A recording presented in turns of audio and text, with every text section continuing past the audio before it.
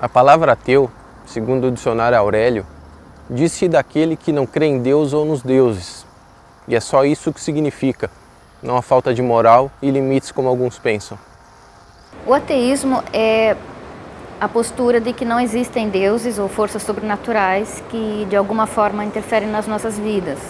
Eu particularmente acho que ateísmo é uma conclusão fácil de ser feita, uma vez que você aceita que o mundo não foi planejado por uma mente como a humana, ou seja, quando você deixa de atribuir coisas que são humanas ao mundo, à natureza.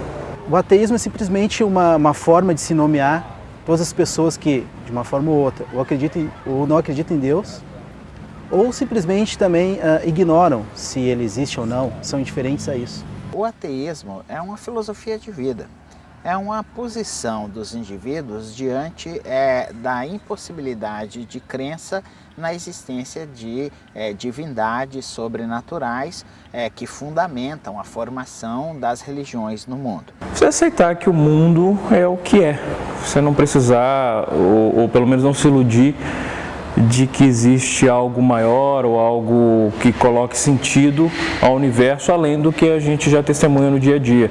O ateísmo como movimento, como fenômeno histórico, se desenvolveu a partir da Renascença. Na Idade Média, Deus era o centro das preocupações. No final da Idade Média, então, houve essa virada chamada antropológica, em que, em lugar de Deus, se colocou o ser humano. E aí, então, começam a surgir as primeiras questões mais fundamentadas sobre o ateísmo. Poucos dias ainda ouvi uma pessoa dizer que não entendia como poderia haver alguém que negasse Deus. Os ateus são sinceros, o ateísmo é possível, porque não é tão simples assim aceitar a existência de Deus, argumentar que Deus existe. Eu acho que precisa forçar a barra bastante para acreditar, porque é tão plausível quanto acreditar em Coelho da Páscoa.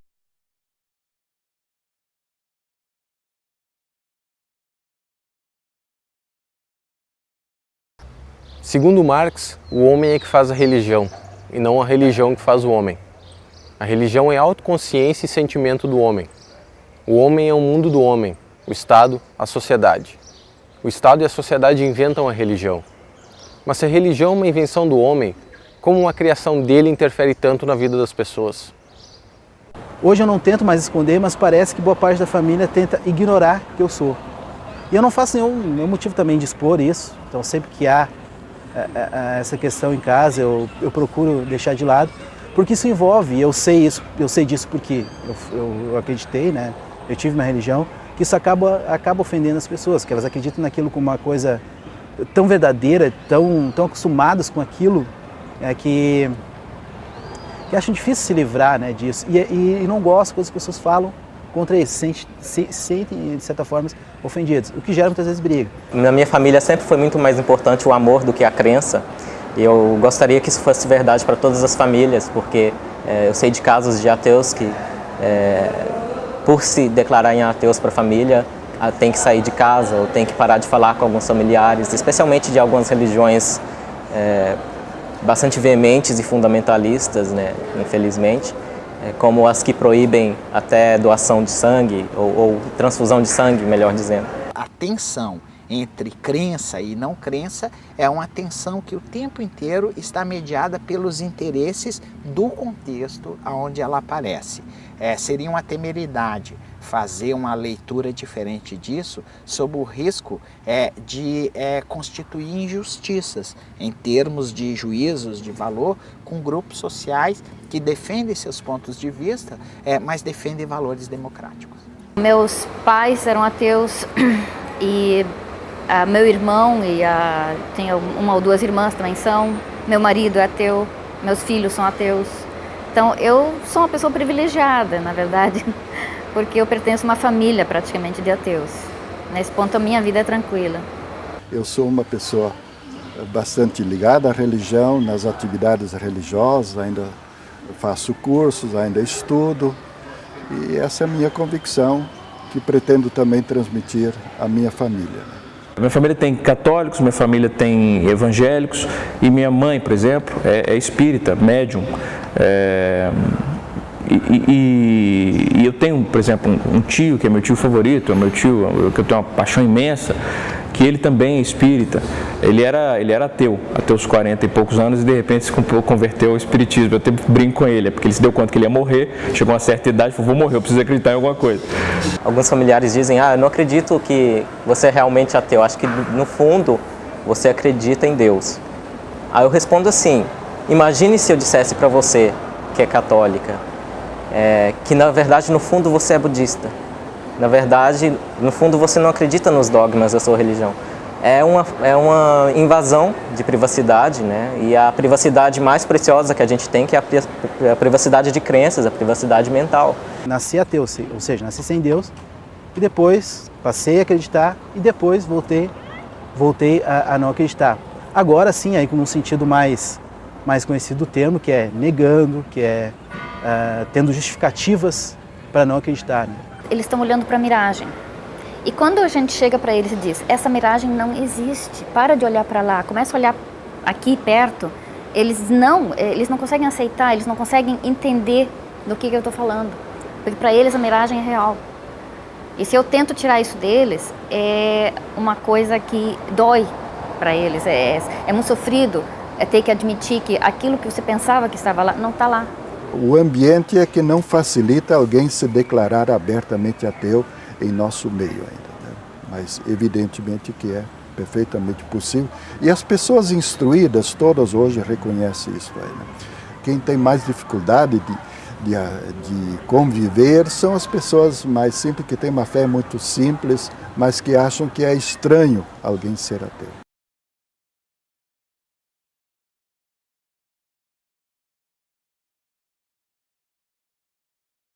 Vamos assistir a um vídeo onde um apresentador de TV fala algumas coisas sobre os ateus. Porque o sujeito que é ateu, na minha modesta opinião, não tem limites. É por isso que a gente tem esses crimes aí. Esses crimes só podem ter uma explicação: a ausência de Deus no coração. Mas quero mostrar também que tem gente que não acredita em Deus. É por isso que o mundo tá essa porcaria. Guerra, peste, fome, tudo mais. Entendeu como é que é o negócio? São os caras do mal. Entendeu? Se bem que tem ateu que não é do mal, mas o sujeito que não respeita os limites de Deus é porque, não sei, não respeita limite nenhum.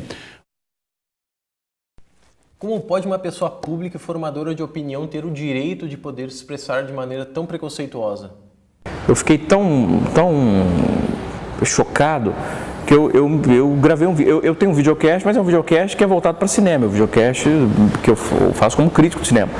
Mas eu não me contive, eu falei, eu tenho que dizer alguma coisa, porque é uma postura de intolerância tão grande, tão preconceituosa, tão limitada, tão pequena, tão perigosa, porque desperta nos espectadores dele essa impressão de que nós temos que combater quem não acredita em religião, porque são pessoas de caráter duvidoso, que eu tive que falar alguma coisa a respeito. Se nós tivéssemos legislações mais rígidas e mais imediatas, menos afetas ao jogo de influências políticas, esse senhor, por exemplo, depois de dizer essas barbaridades todas, imediatamente seria retirado por um tempo do palanque eletrônico que ele teria, para que pudesse pensar melhor nas bobagens que ele diz. Então, antes de descartar ateu como imoral, como fez o José Luiz da Atena no programa de TV dele, ele devia conversar com alguns, inclusive na própria Bandeirantes, a emissora de TV, tem o Ricardo Boixá, que é o âncora do Jornal da Band, que é ateu.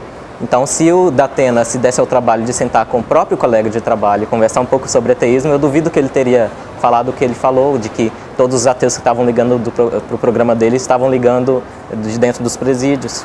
Os fatos comprovam que não existe uma tendência maior do ateu se entregar ao crime do que o religioso. Tanto que tem mais religioso na cadeia do que ateu. Isso não quer dizer que o religioso, por ser religioso, é criminoso. Não, ao contrário de boa parte dos religiosos, eu não uso a crença ou a falta de para julgar o caráter de alguém. Eu julgo pela atitude. Mas as pessoas que dizem que não há preconceito, né, ou elas tentam esconder, ou elas ignoram. Como eu disse antes, há pessoas que é indiferente se acredita ou não, se existe Deus ou não. Então, muitas vezes essas pessoas mesmas que dizem que não há preconceito, porque elas não se informam, não buscam saber e principalmente não são atingidas. Acho que só quem é atingido para saber, né, se há preconceito ou não. Pessoas que acreditam em Deus praticam atos que os ateus não praticam, quer dizer, são desonestos. Então deveria ir por aí.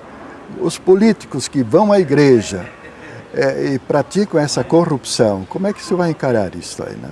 O aborto, sem dúvida, eu não tenho opinião formada sobre o aborto, é difícil eu dizer se sou a favor ou contra, mas o que eu posso dizer é isso, que na medida em que as decisões governamentais, que servem para toda a população, se pautarem por questões religiosas, aí nós temos esse atraso. Ou seja, uma coisa é o indivíduo pensar que ele é dono da verdade.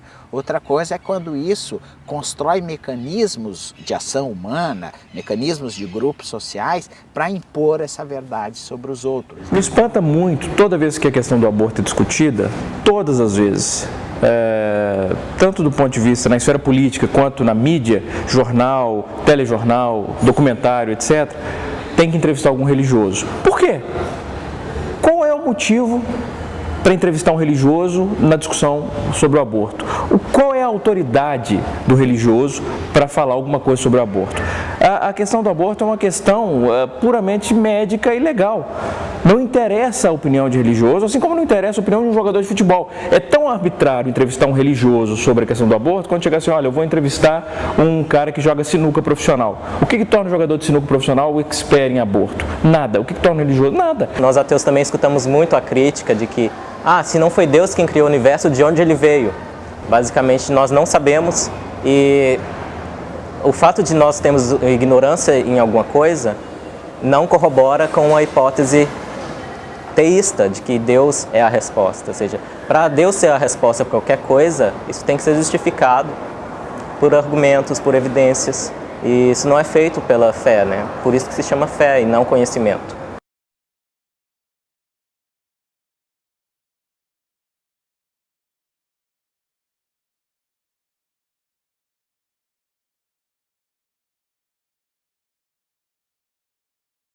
O que os ateus mais ouvem quando sofrem preconceito é que eles são pessoas ruins, infelizes e que são incapazes de julgar o que é certo e errado sem acreditar em Deus.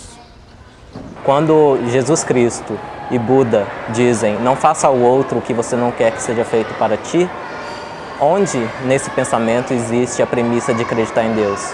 Não tem. Ou seja, já são valores seculares. Os valores morais já são seculares por sua natureza. Eles são dissociados de crenças sobrenaturais.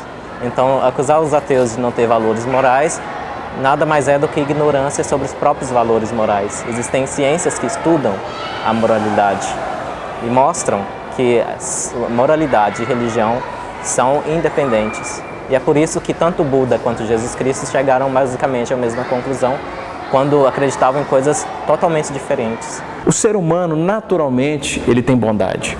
Eu acredito nisso com toda a convicção. Você pega, por exemplo, você está vendo um jogo de futebol, uma partida de futebol, entre dois times que você não conhece, você não tem ligação nenhuma com dois times. Aí você liga na televisão, um time está perdendo de 7-0. Você começa a torcer para aquele time. Ele faz 7-1, 7-2, 7-3, você fala, tomara que ele vire. Por que isso? Porque a gente tem compaixão, a gente tende a se identificar, a gente tende a torcer, entre aspas, para quem é vulnerável. Isso ilustra a bondade inerente que a gente tem, e que é uma bondade que ela é limada pela religião. A ética não tem fundamento religioso, tem fundamento humanístico. A ética em si, como ciência, não necessita de fundamento religioso. Justificar o certo e o errado se pode perfeitamente pelo estudo filosófico, pelo estudo da filosofia. A verdade é que a moral ela foi sequestrada pelas religiões, mas na verdade a moral não deriva das religiões. A verdadeira moralidade ela deriva da empatia que nós temos pelas pessoas. A empatia é essa que faz com que a gente sofra se vê alguém sofrer ou ficar feliz quando vê alguém feliz. E esse sentimento é um sentimento humano, ele não independe totalmente de crença. É justamente a ideia de uma sociedade mais aberta, mais plural, e eu poderia dizer então moderna, que traz a possibilidade de pensar a vida, o mundo e os valores, digamos, morais, sem necessariamente uma contribuição da religião para essa formação.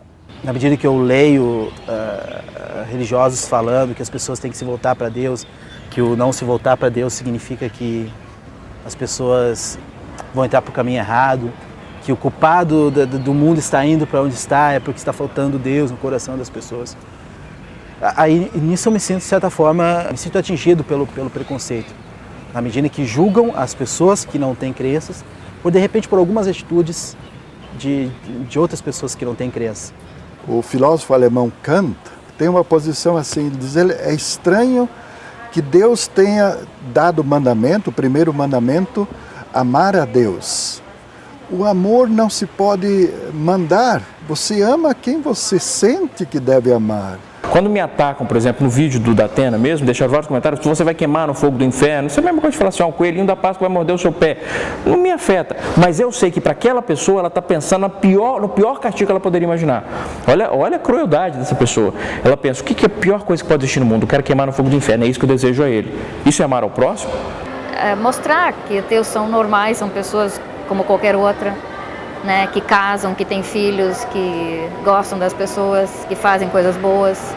Não são perfeitos, ninguém é. Eu sou grato em viver em um momento na sociedade brasileira onde esse debate possa ser feito, onde, por exemplo, meus filhos possam ter acesso a esses diferentes pontos de vista, possam debater comigo essas posições e eu possa compreender as posições que eles vierem a tomar se forem diferentes das minhas escolhas.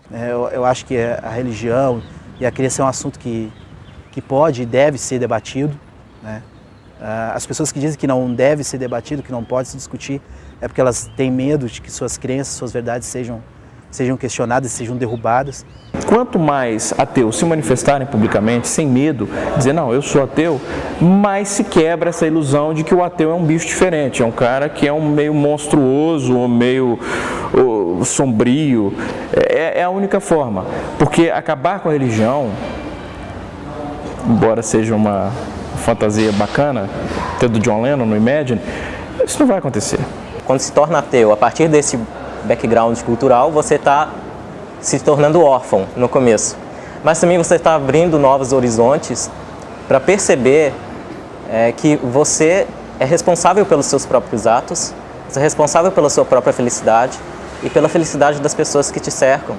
Ser ateu para mim é isso também, é você ter um horizonte mais amplo de coisas que são de sua responsabilidade atingir. A investigação dos segredos do universo avança muito lentamente, e há muitas perguntas que a ciência não sabe responder. Mas o trabalho científico é o único caminho que pode nos levar ao conhecimento da realidade. Assim disse Freud.